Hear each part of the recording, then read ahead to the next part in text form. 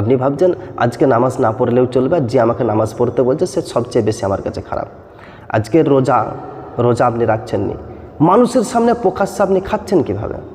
আপনার কিন্তু লজ্জা করা দরকার।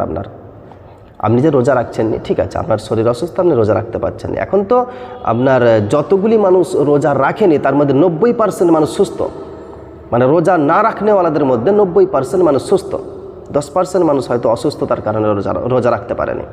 আর এই 90% মানুষ যারা সুস্থ রোজা রাখেনি তারা আবার বাজারে গিয়ে মানে প্রকাশ্যে বিড়ি, সিগারেট, পান, গুটকা, চা সব কিছু খাচ্ছে।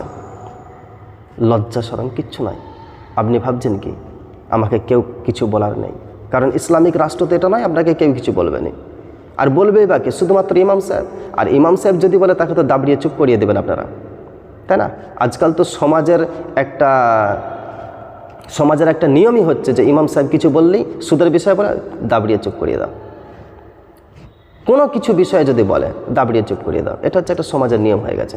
সেজন্য মসজিদের ইমাম সাহেব থাকতে চাচ্ছেন না। তো আপনার তো একটু লজ্জা করা দরকার। আপনি প্রকাশ্যে জিনা করতে পারবেন? পারবেন না। রমজান মাসে আপনি প্রকাশ্যে মদ খেতে পারবেন? পারবেন না। সেজন্য রোজা রাখতে পারেননি। রোজাকে সম্মান করে আপনি বাড়িতে খাবেন।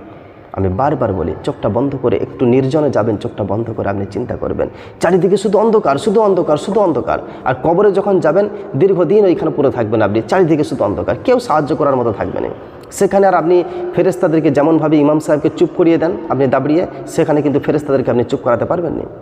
বাজারে আপনাকে কেউ কিছু বলে যেমন আপনি তাকে অহংকার দেখান, গরম দেখান, সেখানে কিন্তু ফেরেশতাদেরকে আপনি গরম দেখাতে পারবেন না, পিটিয়ে চামড়া ছাড়িয়ে দেবে আপনার।